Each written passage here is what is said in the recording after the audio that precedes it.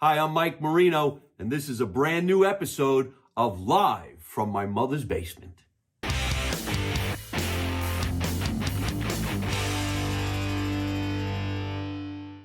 Hey, what's happening, everybody? Welcome to another edition of Live from My Mother's Basement.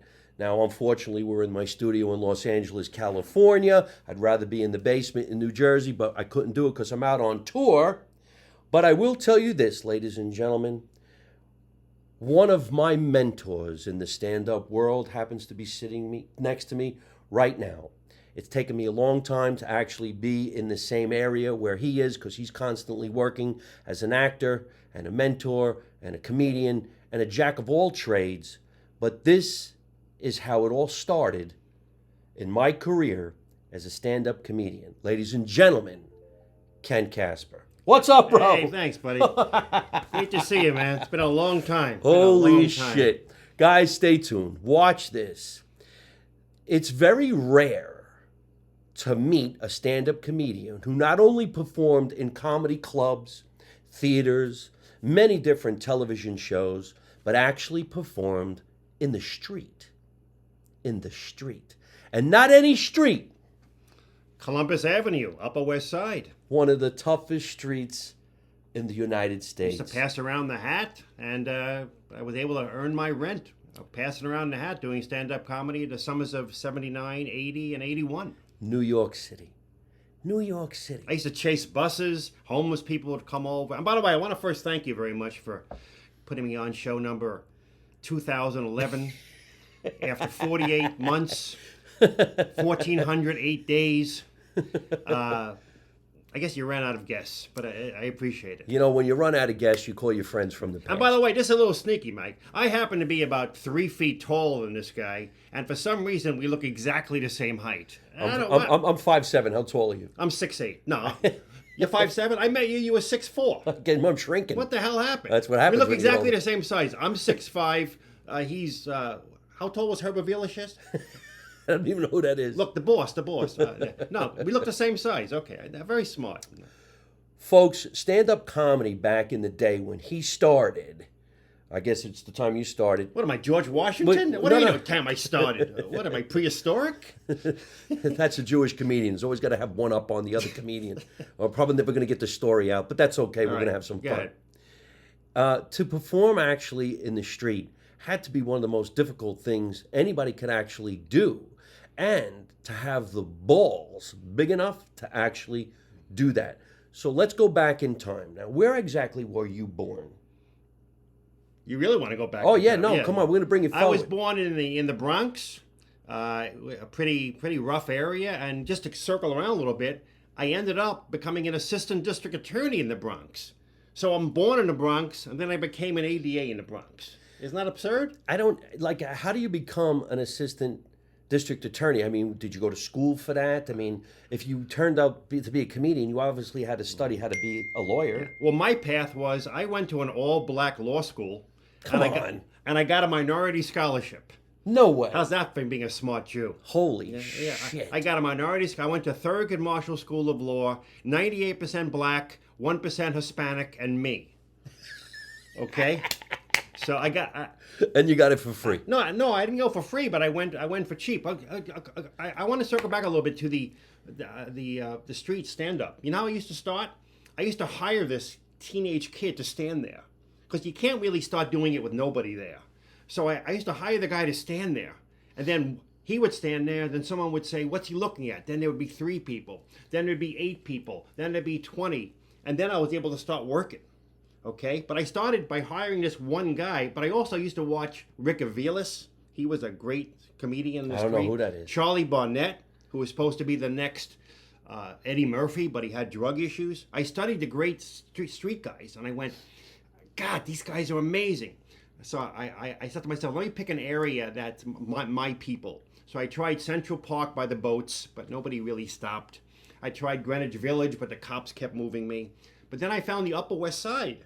Cool people, yuppies, and next thing you know, 3 summers. I used to pass around the hat. I used to chase buses. De Niro came by to watch me when he was prepping for King of Comedy. I met Jackie Mason.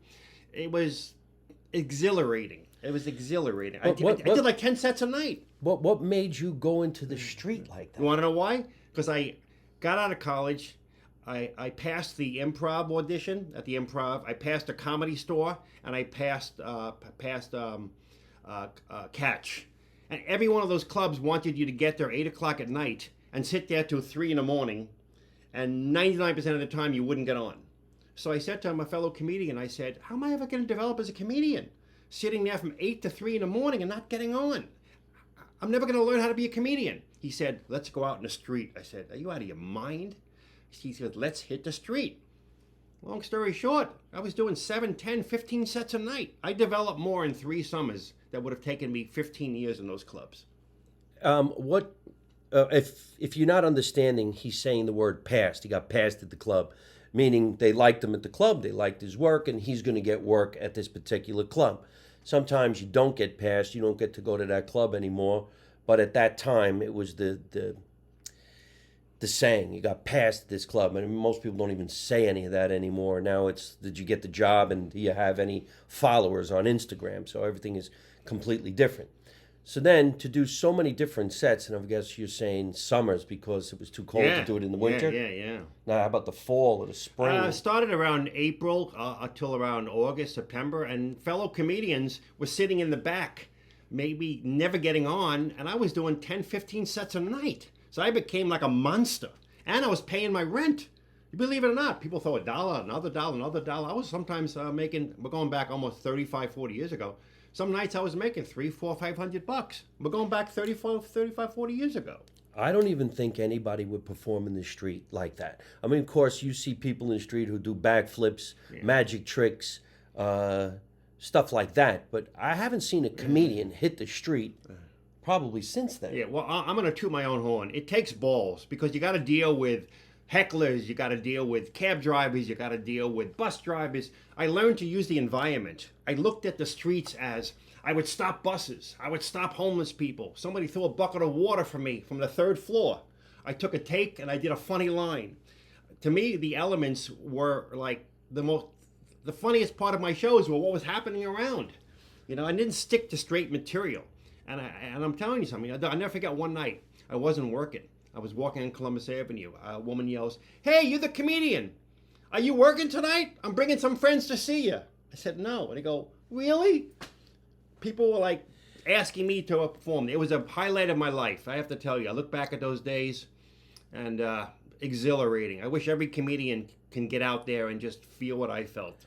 Because not only are you working in an unconventional atmosphere, you're building your craft to the point where you're so strong that walking into a comedy club is just a piece of cake. Speaking of strong, I want to tell the audience, when I first met Mike, 92, 93, I got him a job at the Whittier Law School. I wasn't booking it, but I found out it. I don't even think Mike had hit the stage yet. Maybe he did one show. And I said, why don't you come open? You know, it was at Whittier Law School. And, you know, it was a pretty rough crowd. I bombed. Well, bombing is being polite. No, come on. Let me tell you something, folks. If you haven't bombed as a comedian, then you haven't tried to become a comedian. Everybody bombs, okay? You bomb, big deal. I didn't do that great, big deal. And I said to you I never forget when I said to you off stage, I said, Mike, you're much better than your material. Yeah. Don't rely on your material. Your material is so-so. You're this. And I never forget I said to you, I said, get this out there. Material you can buy, you can sell, you can write. And I said that to you? Yeah, I remember it word for word. In fact, here's some other words that came from Kasper at that particular moment. I had only been trying stand-up for about a year. I did do some stuff in New Jersey with Bob Gonzo and those crazy little one-nighters that were in the middle of nowhere. And I was always hosting the shows because I didn't have a lot of material and I didn't have any people skills just yet. I didn't really know how to work a crowd. I didn't even think it was something that I would do. So I met Kent and I did see some of his work, but not a lot just yet until that night. So when I went on that stage, I went right into my material. And I bombed pretty bad. Then I introduced the featured actor, which I believe was Paul Lyons. Paul Lyons, another great comedian, middle act, but he's been doing it 30, 40 years. Yeah, so well, this guy Paul Lyons went up there, and I guess he did about 25 minutes of stand-up material. His closing bits was impersonating that guy from... Barney from Andy Griffith. Barney from the Andy Griffith Show, and it was hilarious. Yeah, he's very good. He pulled his pants up. He started to even look like the guy. And then I went back up on stage. I did maybe a couple of minutes, and I brought up Kent Kasper. Within seconds, he's just slaughtering the people. And it was college kids. And he was kind of, in a jolly way, making fun of everybody, but bringing them into the realm of who he is. So when he started doing his material, people were already falling out on the floor laughing at just his body posture alone. It was so powerful. And I remember sitting there going, I want to be like him. So when the whole show was over, one thing you said to me that I never forgot: you should have just talked to the people a little bit because they feel like you left them out. You didn't include them. And I remember that for the rest of my life. So now, fast forward, whenever I perform, it's in my head. Don't leave anybody out. And here's something else I learned from Ken Kasper. If somebody does something disruptive while you're performing, it's gold. Take it. Don't ignore it. Acknowledge it. It's a gift. The audience gave you a gift. Take it. I think I told you that. You did. I said word for word. I said usually the funniest parts of the show is the unpredictable nature of what happens from the audience. Could be the room itself. Could be where you are. Could be the experience of you couldn't find a parking spot. Anything. Now, I didn't know any of that then, so Kent said to me, embrace the mistakes. And now this guy is a monster on stage. I mean, I'm really proud of you. I mean, I would say this to you, if cameras aren't on. He's been breaking his chops for over 30 years. Your stage presence is beyond unbelievable. You work a crowd like nobody does. I mean, it's unbelievable. I mean, this is a result of thousands and thousands and thousands of sets. You get up there, you're confident, you don't take any shit. Anything happens in the audience, you use it.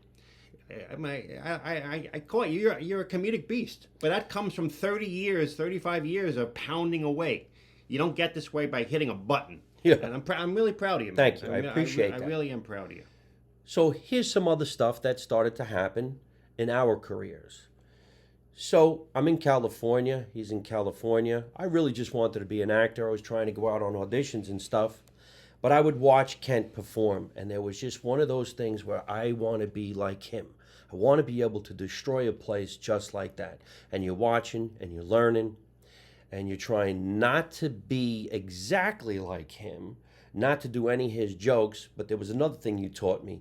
Be careful when you're watching somebody so much, because you eventually feel like you can do those jokes where they're not yours. However, you feel like they're yours because you're watching it. Yeah, so much. and you don't feel like you've stole them, but psychologically they've seeped into you. IKEA. Remember that bit? Yes. I used to do a bit on IKEA. I used to open up going, ladies and gentlemen, I'm really, really apologize. I'm late. I've been stuck in IKEA for the last 3 weeks. I think you've been doing that joke for 29 years. 31. 30. But what happens is... It kills, right? You like the idea, so then you try to mimic the idea. It wasn't until some time later when I went to IKEA and I was going to all these stores to actually research where I could find a joke.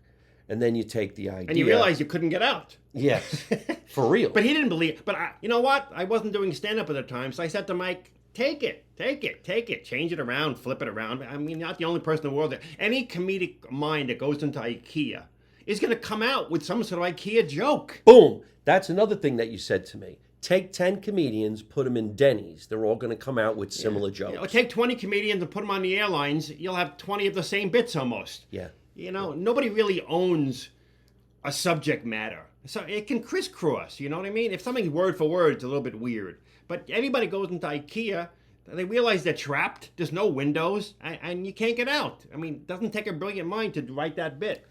I ended up saying to myself, I went into IKEA and I said, I want that closet. and I want that stool. The guy said, okay, it comes in a box. You take it home, you build it yourself. I said, no, get in the car. You're going to build it. Yeah. No, this guy does great stuff because he talks about the places he goes to and the things that pisses him off. And that's what I call merging your material with your consciousness. So it's not just material. It's Mike Marino's take on Home Depot. It's not a comedy joke about Home Depot. Right. And after all these years, you've merged the subject matter with your comedic persona. And that's... I once watched an interview with Jerry Lewis many years ago, and they said, how long does it take to become a great comic? He goes, 30, 40 years. No shit. And this is the guy. Yeah. 30, And he was a great 35 comedian years. within Yeah. a couple of years. But, But you so no when- longer rely on your writing. You rely on your personality. It's almost like you're a gun. You're the gun, and you shoot out the bullets, and that's the material. But you're the gun. Yes. I used to say to Mike, my theory when I get on stages, I was back in the days of Mike Tyson. I said, I want to beat him up. I want to beat him up. I want to beat him up comedically. I want to beat him up so they're breathless, so they can't breathe. I want them to leave. I'll never forget the craziest thing, man. I did a Cleveland Comedy Club, late 80s, and I was on. And I used to like when people left, saying goodbye to them. You don't see them on the show. So I used to stand there going, take care, and they go, this woman comes over to me, she goes, oh my God, you're unbelievable. I feel like you raped me comedically. I went, excuse me? She goes, I feel raped comedically. I never heard that before. I went, thank you. But then you know what happened? A bunch of people said, can you continue to go out in the parking lot? I went out in the parking lot and did another 20 minutes. Because I just kept pounding away, and they couldn't get on. And that's what you are. He's on stage. He's Tyson. He don't stop. He hits him. You go left, you go right. You're like a boxer on there. I don't like performing with a breath with everybody to digest the joke. No. I don't do none of that. Set up, joke, laugh a little No. bit, set it up, joke, it might get left for me. I'm like you. I want to beat the living shit out of Right. somebody. I want you to be exhausted. I want you to think, oh my God, what just happened to me? Yeah, it's like an orange. You want to get every ounce of comedic juice and leave them. Suck that. Yeah, it's almost like orgasm, man. You want to leave them orgasm. I mean, every laughter is an orgasm. You want to leave them orgasmed out. You want to give them their money's worth, man. Why do they come to a show? They want to forget their fucking life. They want to forget their bills. They want to forget their shitty girlfriend, boyfriend. We take them on a trip of our imagination, man. They get on, and you drive that fucking thing, and you go, get on, man. And then the end of the show, they pay you. You know, you sell your... Merch. You try to sell You still, whatever. you still sell pepper sprays? You want to tell that? We're going to get to that. We'll get to that. That's a funny story, the pepper sprays. I do remember when we did a bunch of more shows together, and then we went over to this theater, which is like a little black square dungeon called the Complex. Santa which Monica was on Boulevard. Santa Monica Boulevard in an area You did where... a two-man show. Yeah. Yes, a two-man, one-man show. I forgot what we even called Yeah. it, maybe the traffic jam. Yeah. But I remember what you would wear, what you looked like, what you did, helping me with my jokes and my presentation. There were nights where I just sunk. Because he was always worried about the material. I used to say to him, fuck the material. Yeah. Rely on yourself. Whatever happens in the audience, you know, it's almost like you use the material like a crutch. I say, throw the crutch out. Yeah. But at that time, I was still a baby in the business. But now you're picking up some steam. You were still just relying on the material. And material, I don't care how great a writer you are, it's never as good as the persona. Unless you're Dangerfield and you got that thing down. But most actors, most great comedians, you know, whatever it is, they hire writers. It's not about that, the bitch. You know what I mean? So, but you were coming into your own then. We had some pretty good shows. Not bad. Well, Kent, when he was touring the globe as a stand-up comedian, of course, you work with a lot of different opening acts. And then you come to California and you started pursuing your career as an actor. Why exactly did you just keep going after the acting? Why didn't you keep on doing stand-up? Yeah, I mean, not to brag, but I mean, I was co-headlining. I co-headlined with Foxworthy, the guy's worth $1 trillion. I co-headlined with Romano, you know, the need I say. I co-headlined with Brian Regan. I mean, these are really good acts, and I was co-headlining with them. Dave Chappelle was my opening act. Chris Rock's my opening act. And back then, I was billed as the dirty comedian. Now I would be like clean compared to that. Yeah. And they were billing me as the dirty comedian, and they, the reputation was he's filthy. Nowadays I'd be like R-rated. And then I look back and I go, I was killing, but I never had that hook. Romano had the hook, Reagan had the hook. I mean, I was funny of those guys, but they had the hook. So I never had the hook to take me from the clubs to the big time. And it was frustrating because I said I could kill an audience, but I don't have that hook. What's the hook? The X-rated stuff is not hooking enough. Then at some point they went, you know what? Comedy clubs, remember those days you could do 20 shows a week, 2 shows at a skating rink, a show at a bar, a show at a dance hall. Then in the early 90s, the clubs were going down. I went, if I hang out in New York, I'm going to get half as many shows, make half as much, and just keep circling my tail. So I said, you know what? I'm going to do the most fucked up thing in the world. I'm going to go out to LA and become a character actor. Everybody said, are you out of your mind? I said, yeah, I have to do that. I could have went back to being a lawyer, but someone asked me why I didn't go back to being a lawyer. I said, courtroom's too small. An audience of 12 isn't enough. Right. It was too small. I mean, some people, courtroom's great. To me, it was 12 idiots that didn't want to be there, and a judge who deep down wanted to be an actor. So I didn't want to go back to law. Staying on the comedy tour, I would have been just doing the same stuff. I said, let me go out to LA and do the most ridiculous thing, become a character actor. And that took me out here in 1992. Let's not forget about our Japanese tour. We're going to get into it. Yeah. But why didn't you say, all right, I'll do as much stand-up as I can at night while I pursue my career as an actor during the day? Because there wasn't a lot of acting work in New York. So I would have been a lawyer by day and a comedian at night. I said, I don't know, that doesn't feel enough for me. Lawyer by day, comedian at night. I did a lot of those shows, lawyer, comedian. I did Geraldo, I did Jane Whitney, I did all the shows. But I went lawyer, comedian. It just feels too small. So I said, let me gamble. So I got divorced and I moved out here and I said, I'm going to go for it. First year I had to go back doing stand-up because I couldn't earn any money. I went back on the road. I moved out to LA to go back on the road. Then by year 3, I was actually earning enough money as an actor, which is a huge thing for me. To say I'm paying my rent as an actor. Holy crap. Without doing stand-up. So from that point on, I said, I trust my decision. And I think I met you in 93. I was living on that guy's couch, and you were his friend. And I met Mike through another friend, and Mike said, "Oh yeah, I'm pursuing stand-up." And Mike showed me some of his tapes. Mike was I used to talk about Ian Ziering a lot. He annoyed you. You knew him from that show. No, he didn't annoy me. We were good friends. We used to go on commercial auditions together all the time as 2 guys with blonde hair, blue eyes, and did bubblegum commercials. But when I was in Los Angeles, I wasn't earning my living as an actor anymore. That's when I said, I'm going to go full-time stand-up. And hopefully the stand-up will make me enough money to pursue my career. Yeah, but he's a great actor. I mean, you showed me that commercial. Didn't you have a beautiful commercial where you were like in the military? Oh, yeah. This guy, long before he started stand-up, you were 5 times more talented than Ziering. That guy became a household name because of the show. But he was a serious actor before he even started stand-up. Yeah. You know what I'm saying? Well, I never thought I'd become a comedian. I just wanted to be just an actor. And yeah, I did a lot of commercials.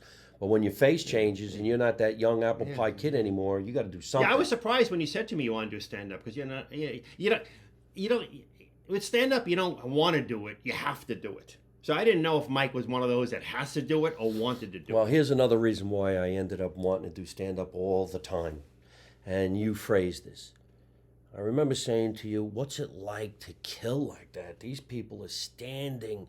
They're going nuts over you. What does that feel like? And he said, take the greatest food you've ever eaten. Take the greatest orgasm you ever had. Mm. Take the greatest drugs you ever shoved in your body. That's the feeling. Then I think I said times it by 10. Yes. Yeah, no, there's nothing. I don't think it's ever. I haven't done stand-up a long time, but you do it every time, every 20 minutes. You do another show. Yeah.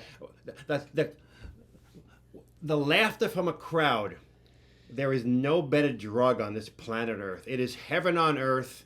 There's nothing that can replace a crowd laughing and you just taking the moment. And I even taught you. I think I taught you because you used to get the laugh, then move on to the next bit. I'd go, let the laugh take it like a wave. Let that laugh build and let it soak in. 'Cause sometimes you would do the joke and then you would cut them off on the laugh. That's because you're scared. Yeah, you're scared. I go, take it in, let it go. But now I watch some of your recent sets. You just ride that wave like a surfer, man. Oh, I'll tell you, man, some of the last shows, when you know the audience is going to roar and you just give them that look. Yeah. But I don't know how you explain to someone who's never done stand-up, what's that like? It's almost like saying to someone, I died. How do you explain that to someone who never died? I don't know. All I could say is, those of you out there that want to try stand-up, fuck anybody what they tell you. Shut your mouth. Go to some open mics. Get up there. Don't tell a soul. And even if you experience it, you bomb for 9 minutes and you get 30 seconds of the laugh, it's going to be worth it. So just do it. One of the craziest things for us to do while we were pursuing our stand-up careers / acting careers I know where you're in going. the early 90s is if you couldn't earn enough money and you wanted to have a part-time job, Here we go. someone said to me, get a job that has something to do with showbiz. Oh boy, yeah. I go, you mean like be an agent?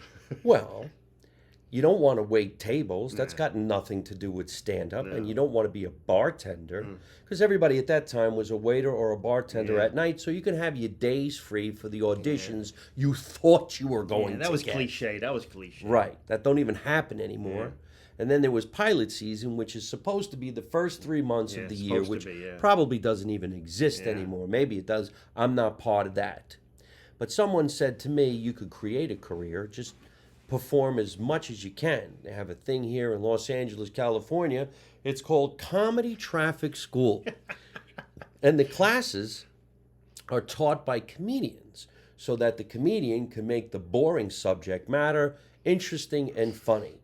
You go to the DMV, you train, you get a license, and you work for the Improv Comedy Traffic And you got to School. get fingerprinted. You got to get an FBI check. They take this thing very seriously. Very serious. At that time, I don't even know what it is Department now. of Justice, FBI, fingerprints. You just don't get that. DMV. DMV. Yeah. Because if you taught a class and you didn't do it for 8 hours, it could be considered a felony. They can arrest you. You can get arrested. You can get arrested. Yeah. Especially when you had the certificate that you're supposed to give the student of a completion of a class, meaning the point was going to be removed from their license because they successfully sat in a classroom with a comedian who did his best to make you laugh about traffic safety. Be honest. Over the years, how many guys threw cash at you and wanted a certificate to leave? All of them.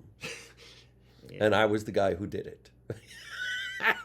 Really? I don't give a shit. What am I going to do? Get arrested now? I never took it. I was. I could scared say I shit. lied. I thought it was a monitor. Oh, yeah. man, I had They used a- to hand you a lot of money to get out of the Are you class. kidding? I'm Italian. I'm from New Jersey. You think I wasn't going to take $1.50 for a certificate?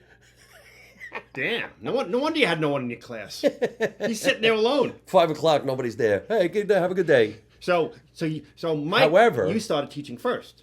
I started teaching the classes, and then I said to Kent, this is ridiculous. There's 40 people for 8 hours. They can't leave. I'm cracking jokes all day long. I give them the certificate, and they go home. Plus, there's a lot of hot-looking girls in these classes. You told me that. 8 hours, they can't leave. Yes. And you see all these girls that got tickets from a cop for speeding or going through a red light. And you're leaving out this. What could we sell? Oh, well, eventually, after a couple of years of teaching traffic school, they made you teach a half-hour course on how to use pepper spray. And if we sold the pepper spray, we got a commission. Those big yellow pepper Yes. sprays. So here you are making $90 to drive 2 hours away and beat up your car at a time where there was no such thing as a cell phone. You couldn't call anybody. 7:30 in the morning on a Saturday. Yep. Ugh. And you were hoping that there was going to be some industry, because a lot of actors and celebrities went to traffic school. In certain areas, but certain Hollywood. See, I would teach the crappy areas. I would say, give me Rivers. No offense. I'd say, give me Riverside, give me Corona, give me white trash. Okay. You know, I want a room with people missing teeth. Okay. I want people that look like Covina. they're in Covina. I want them. West Covina. I said San Diego. I said I want a class that looks like the green room of the Jerry Springer show. It was. He would go, give me Hollywood, give me Bel Air. He wanted industry. I wanted Jerry Springer. Okay, because I thought, number one, the girls would be desperate. And number two, they'd be stupid. But he wanted the good areas. So you told me about it. And I was like, what? Then I realized I could sell my comedy tapes too. So at the end of the show, I'm showing pepper sprays. I'm like a carnival barker. Step right up, pepper spray, comedy tapes. Remember that guy? Remember the supervisor used to come check us out and Oh, make sure. Reed Berry. Out of 8 hours, how much traffic school did you give in 8 hours? An hour. Yeah, it was like 20, 30 minutes. I go, hey, good morning, everybody. Listen, I'm Italian. I'm from New Jersey. I don't know anything about this traffic shit. What do you think of this joke? And if I walked in and they had a sourpuss, right, I'd get up there, I'd go, ladies and gentlemen, it's 9:01, 7 hours and 59 more minutes left. But then I used to look at who the prettiest girls in the class were. And I had a little gimmick. I think you may have taught me this. I would graduate. Remember, you have to give out the certificate. You'd get Larry Jones, blah, blah, blah, blah, blah, blah. So I would save the prettiest girls to graduate last, and I would ask them out. Did you do that too? No. Or you'd call them up saying they missed I it? never asked out anybody. Yeah, right. I never forget. One guy said to me, "How come only the prettiest girls are left to graduate?" I said, "It's random. It's really random." Yeah, they signed in last. Yeah. You know how they are. No, I had a lot of dates. A friend of mine once said to me, you know, there's a 95% chance when a pretty woman gets pulled over on the side of the road for a ticket that Ken Kasper is going to be taking her out dancing at some point. It was actually an incredible experience, and we were all having a lot of fun. When I taught traffic school at the actual Improv on Melrose Avenue in Hollywood, celebrities came in there. Yeah, you're a big one. And I had some big names came in my room. And of course, you work in the crowd. Who are you? Why are you here? What kind of offense did you do? Yeah. But I remember one time. Who'd you have? I had Carl Reiner at one time. Really? I had. Oh shit! I'm not. Yeah, celebrity. They have to come to traffic school. Yeah. They have to come. So it was just amazing. But I remember one time, one of the coolest things was Joey Buttafuoco came to my traffic school class, and he comes over to me and he goes, Hold on. What's going on here? What's going on here? I go, well, you got to sit here for 8 hours, and then I give you a certificate. And he goes, I need 3 of those. I'll give you $500. I'm like, you want to go now?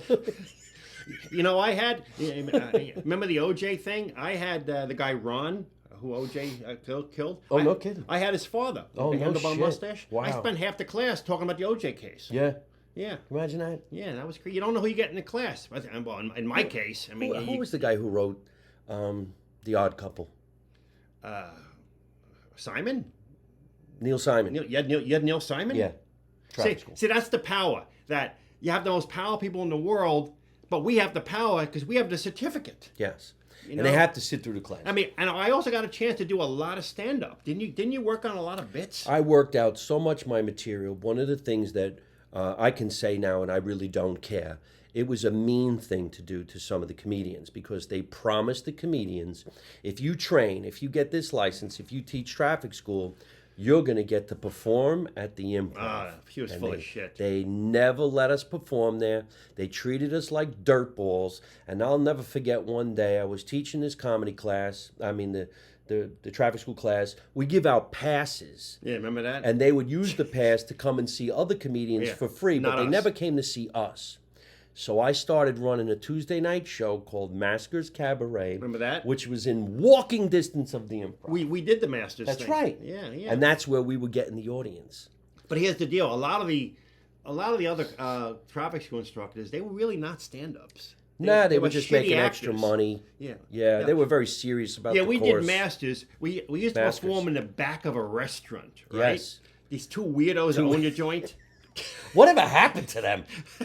Where are they? I can't even find them on Facebook. Mike and I would find venues and just say, can we perform here? We could do a show in here. Yeah, and the guy would go, well, we're not making any money that night. Can you paper the place? Remember that?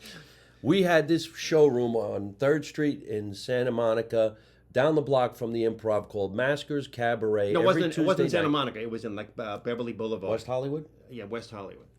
Something like that. It was on 3rd Street. Stage was about an inch off the ground. Yes. No microphone. And they served the worst food, charged a lot of money, but it was free to get in. Yeah. 16 drink minimum, $40 steak, and people would yell at us.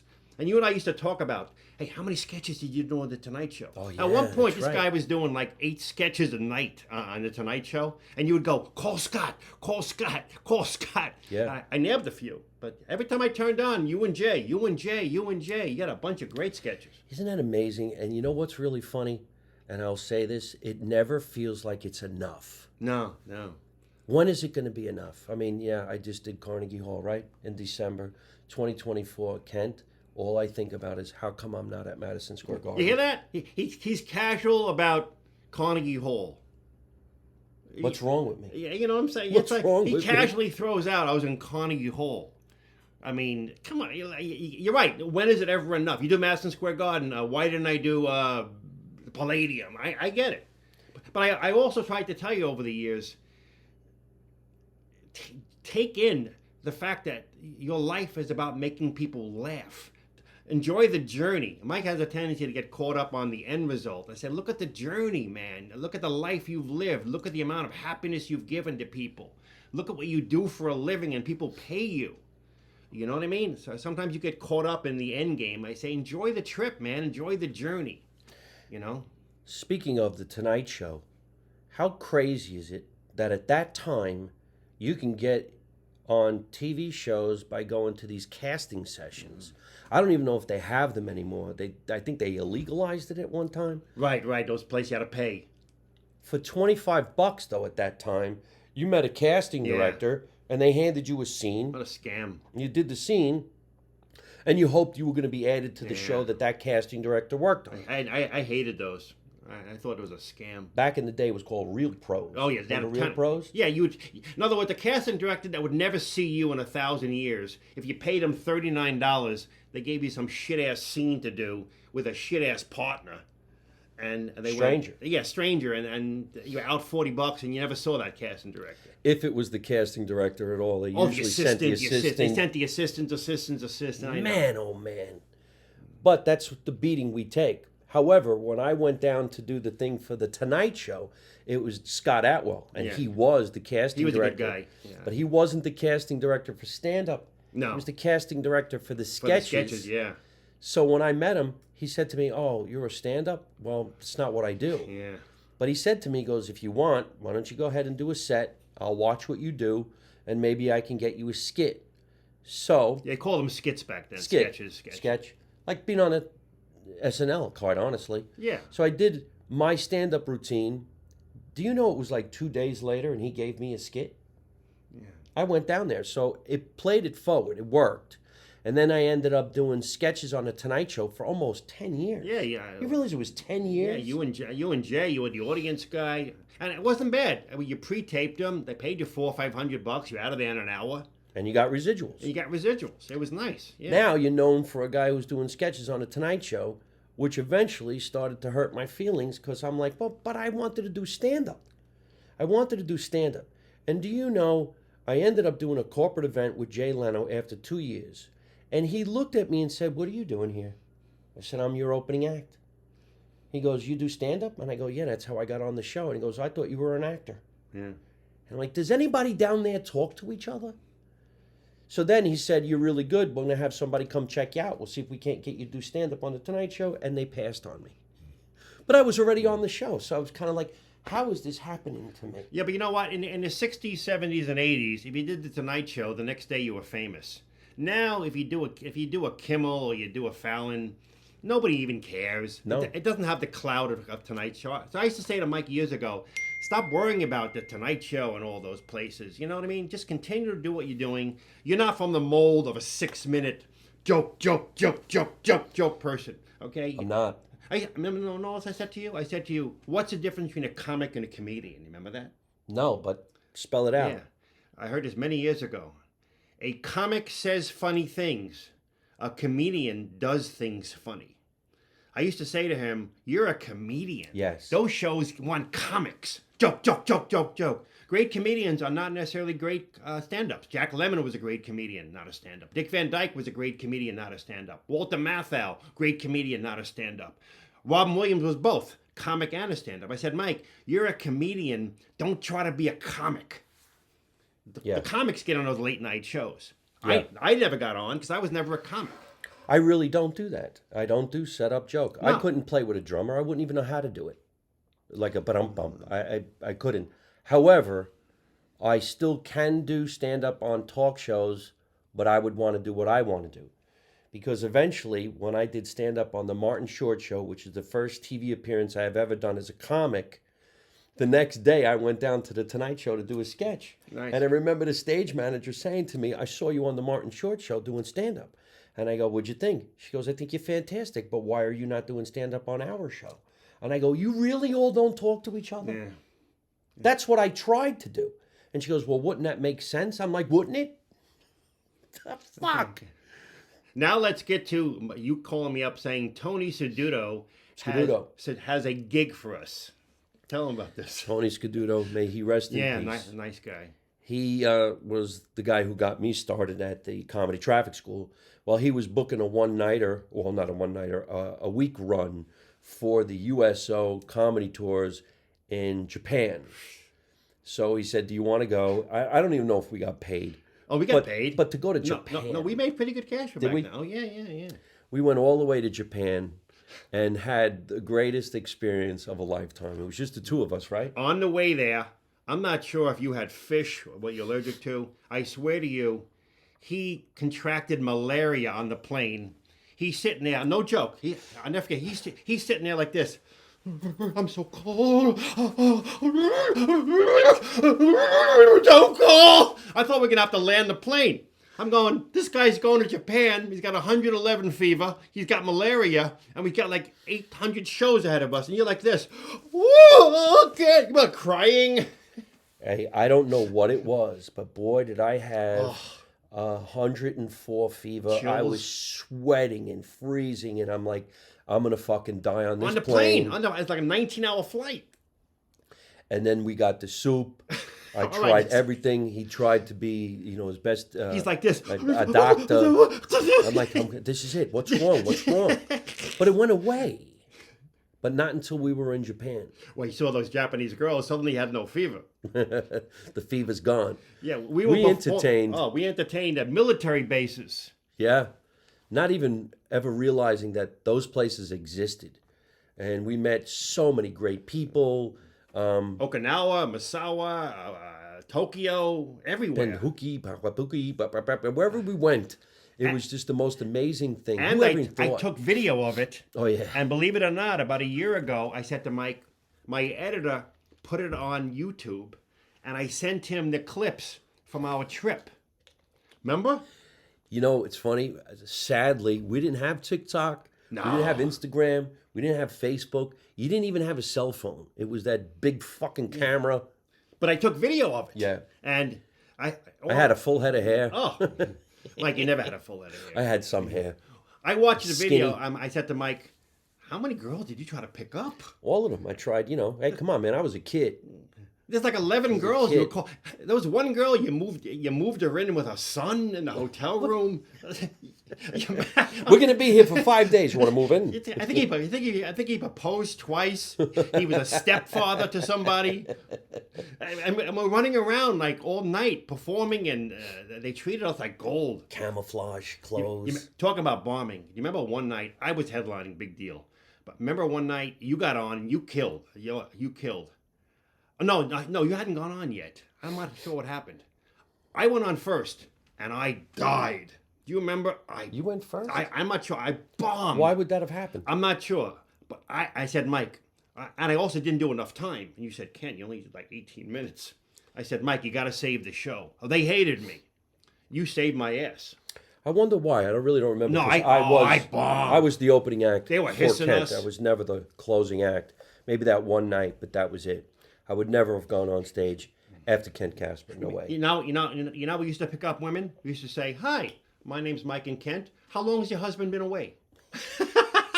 If they're away over a week or two, nothing. If they're away 6 months, we'd say, "Can get you a drink?" You want your husband on a mission? Yes. Is he on a mission? Remember they used to tell us when the husbands would come back a day before, there'd be a siren. I said, "Why?" They go, "Because the wives would get their boyfriends out of the house." Yeah. Because they had their boyfriends.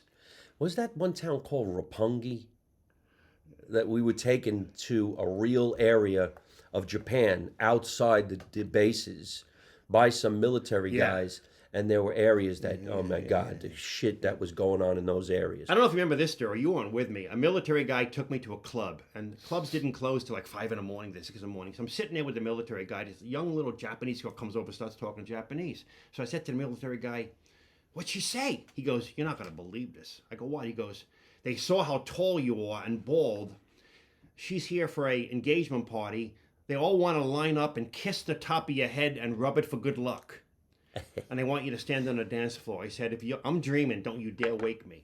I swear to you, I go on the dance floor, strobe lights, 16 women line up, one at a time. Oh, kissing my head. One woman goes, the first lady, a little English, she goes, oh my God, you're so big.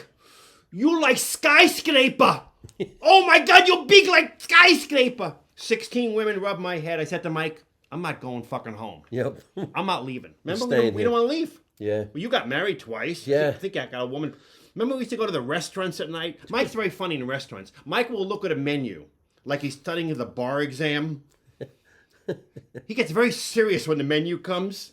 Well, I'm allergic to fish. I'm always a panic that I'm going to drop By the dead. way, every episode he talks about how he's allergic to fish. Wow, How many times can you tell me about you're allergic to fish? It made sense to say it this time. No, but you're very serious when it comes to a menu. Mike is very serious when it comes to a menu. It was also a time when you were calling yourself Jackie Balloons. No. Yeah. As an actor. I think it was in Japan you started that Jackie Balloons.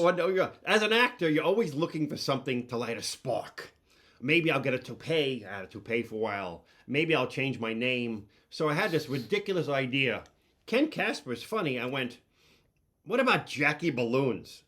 Did I introduce myself as Jackie Balloon? I think I did. I think you started making some postcards. You made some pictures. I actually had postcards you took your with hand Jackie and stuck Balloons. it out And and said, Jackie Balloons. I think Mike said to me, I don't see you as Jackie Balloons. I don't know. I like that name. I like that name. Yeah. You were reinventing yourself. You invented yourself. You changed things. You stuck and moved. And now you were becoming, like, say, a mentor, a manager, a guy who teaches classes, which is unbelievable. I want to bring something to the attention as well. There's a scene somewhere that you did, and you were, I don't know if you were supposed to be an agent in this scene, Yeah. a lawyer, an agent. A sleazebag sleazy producer who agent. produces our X-rated movies. And eating. And he's so good in this scene that I really thought you just made the whole thing up. You know what that was? That was a Playboy movie. Oh, yeah? And on the call sheet, I had Ken Kasper, the non-naked guy. Okay, so I get the wardrobe. There's all these little jockstrap things for the guys who are going to be simulating sex. I said, it's called a sock. I said, do I get a sock? And she goes, no, you're the non-naked guy. I said, can I wear a sock? She goes, no, you can't wear a sock. I said, this is like an R-rated movie. Can I have a sock? What happens in those movies is the genitals touch, but not flesh to flesh. The ladies have a piece of tape and they had a sock. I was begging wardrobe going, let me have a sock underneath my pants, just so I know I have a sock. But they weren't used to a good actor. These were Playboy movies. They were treating me like I was Laurence Olivier. I'm going to tell you something. The scene is unbelievable.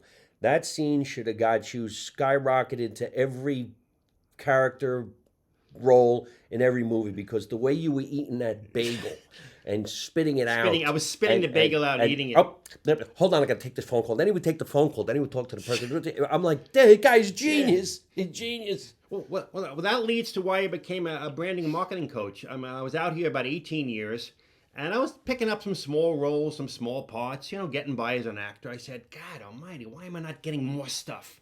And I said, I was starting to feel a little bit hopeless. And when you're hopeless as an actor, it's dangerous. You can either give it up. There's fellow actors that committed suicide. You can get sick. I said, where do I go now? Do I go back to stand-up? No. Do I go back to law? No. I go, let me teach. I've been out here 18 years. I can help others. Well, what better thing in the world than service of others? So I said, I'm not going to teach people how to act. I'm going to teach branding, marketing, and packaging. And everyone laughed, going, and who's going to come to see you? You're not Jeff Goldblum. You're not Jeff Tambo. I said, no, but I'm not teaching how to act. I'm teaching how to brand, market, and package. Well, 18 years later, I'm a very successful branding and marketing packaging coach. And to this day, actors still laugh when I go, who's paid you a nickel for your advice the last 18 years? That's allowed me to get hope back as an actor. It allowed me to economically be in a good situation. And I'll tell you, when you go to bed at night, there's three things that are really important. Your friends, your health, and if you've helped others. And when you coach and brand and market, it's almost right up there with a laugh. I said right up there with a laugh is helping others. So when my actors get bookings or auditions, I swear to you, it's almost better than me getting it. Yeah. I've seen you shout out to some of your clients who booked a commercial or booked something, and it's like, wow, you did it. Yeah, I've coached hundreds, and I feel like I don't have kids. I feel almost like fatherly. I Yeah. really feel like paternal when I help these people. I call myself a concierge coach. Call me 24/7. Stop it. I'm right there for you. And I never imagined in my journey I would become a branding, marketing, and packaging coach and mentor. It came to me, and I went, Because before that, I was paying my bills. I was Dr. Phil's celebrity lookalike for 18 Wow, years. that's right. I doubled Dr. Phil. I remember you told me. He said, "Don't look me in the eye." Yeah. I double Phil for 18 years, right? And every time I saw him, he went, "Hey, I'm Phil." I'm thinking to myself, "You fucking nutcase, I've been doubling you 18 years. What do you keep introducing yourself for?" He really? I never forget, we did something at his house in Beverly Hills. I think he moved since then. And he comes back, and the dog is ignoring him and following me. So Phil says to me, "I think you fooled my dog. My dog's following you." I want to hear a real dark thought. This is like a dark thought. When I first started doubling him, in front of Paramount, there'd be like these big, like 20-story things that we'd stand on. And, we'd almost be like type roping, walking, and they would go, "Fill in, Kent out, fill in, Kent out." And I started getting this weird vision, like a movie. Why don't I trip Phil and kill him? Next day, Dr. Phil, celebrity lookalike, kills Dr. Phil. All I have to do is put out my leg and Phil dies. I know it's kind of a weird thing, like a movie of the week. I'm going, will I ever get more famous than killing Dr. Phil? I'm a celebrity lookalike? Well, I didn't kill him, of course. But I honestly, I thought about it. I thought about tripping him. And maybe I would be on every news channel. Dr. Phil, celebrity lookalike, trips Dr. Phil. Never happened. But in any case, I doubled him a year ago. Music video. He goes, "Phil, I'm doubling you since 2002. What do you mean, Phil?" But that paid a lot of bills. I did dopey shows. I back of my hands. I'm great at side hustles. Traffic school is a side hustle. Dr. Phil was a side hustle. Law was a side hustle. I like side hustles that bring me money and make me have a good time. Everybody needs to side hustle, especially if you're in show business. Explain what that means. What that can means. act. Explain Side what's hustle, another job, a part-time job. Everybody knows side hustle these days. They used to have side bucks, side job, an extra job. I like side hustle. It brings you money and it brings you some joy.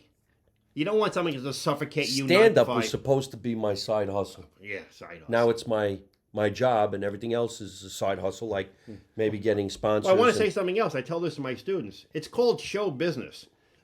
This guy not only is a master at the show, but he's a master at the business.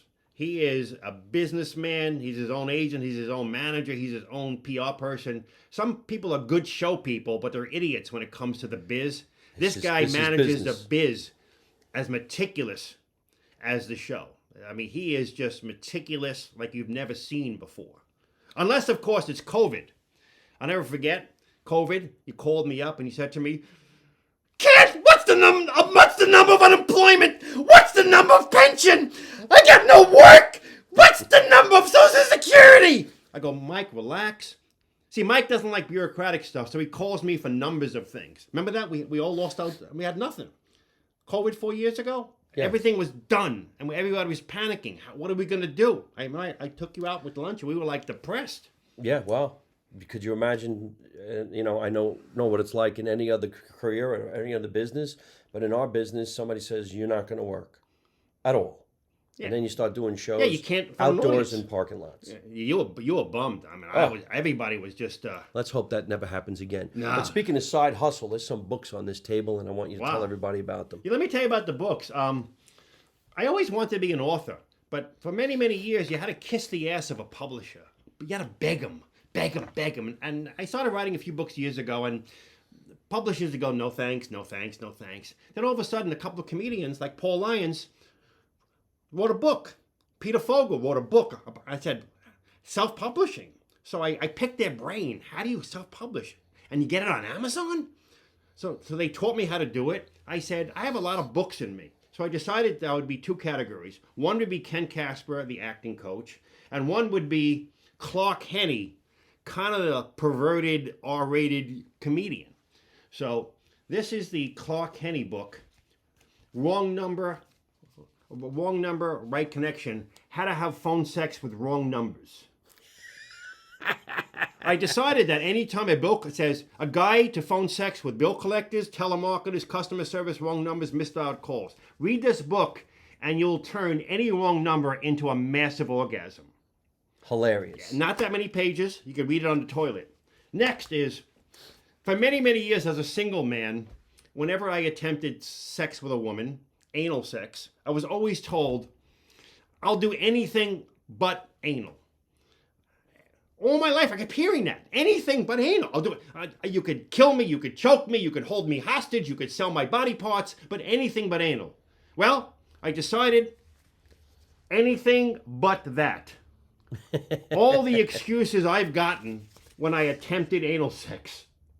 Now, of course, it's written under Clark Henny, because I can't have an acting student go, hey, Mom, the acting coach wrote a book on anal sex. So it's Clark Henny. All right, Clark Henny. And here's the third and final one. No, actually two more. This is the book on all my rejections as an actor. Hollywood wouldn't. You know, the hundreds of rejections and the funniest rejections I've gotten.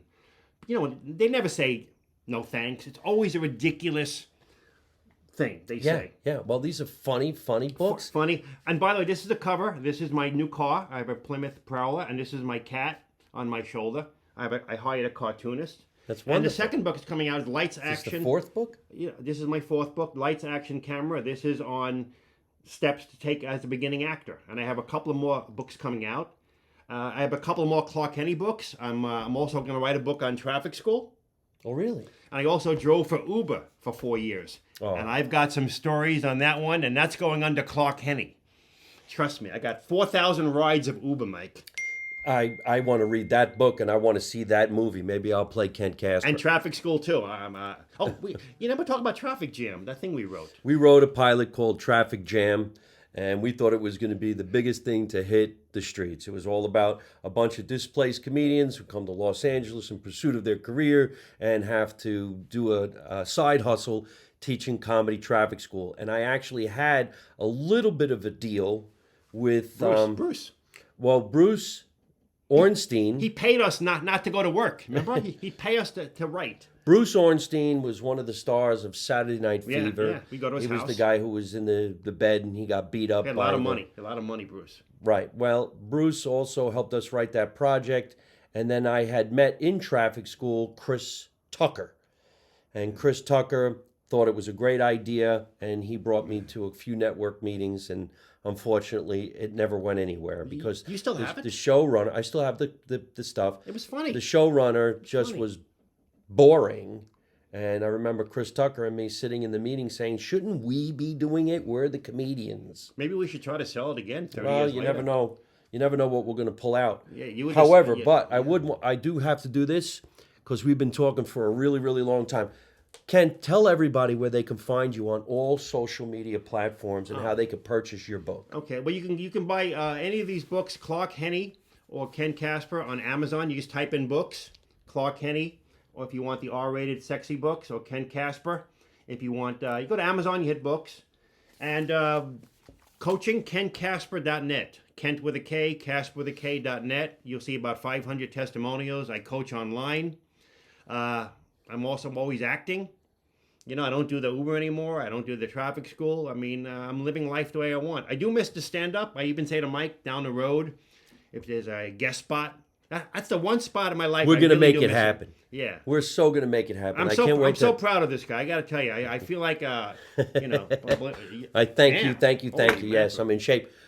We're going to have to add Kent to the web series Make America Italian Again because in season 2, we're going to need a lawyer to help us. You told me I was going to be on a show. We never shot again. The pandemic stopped us. Let me tell you about one of my students says to me about 8-9 months ago, I did a good movie with a great comedian. I go, send me the link. It's him. Okay? Steve DeGeneres is him with him. You're playing like a Tony Soprano guy. Yeah. Yeah, I said, that's Mike Marino. He goes, oh, I love Mike. The movie's called Mama Needs a Ride, and it was written and With created by Steve. Matt Florio. It's And Steve. phenomenal. And Steve, Yeah. Steve's going to be watching this. He's going to be flipped out, but he's a great type. And big he was shout like, out to you, Steve. yeah, Thank son, you. Yeah, but you always say you're going to plug in a Jewish comedian. Then 10 years go by, and there's no role for a Jewish comedian. Well, we're going to make it happen. We do got to get going, ladies and gentlemen. I want to do a big shout out to my producer, Tatiana Blue Shell, for always making sure we got a great guest that comes down the basement, and she helps put on a fantastic podcast. Remember, we're going to end this show by saying, let's make America Italian again. There's still hope for us. You know the motto, you don't know nothing, you don't see nothing, you don't say nothing. And how do I end every single one of my podcasts? By saying the same thing along with my guest. It's don't take no shit from nobody. You ready? Don't take no shit from nobody. Hey folks, thanks for watching Live from My Mother's Basement. I hope you enjoyed the show. And if you did, hit the word like and leave me a really cool comment. You can also subscribe to my YouTube channel so you don't miss any of the future episodes, and you can watch some of the funniest videos on the internet. You can also listen to the show on Spotify or your favorite podcast app.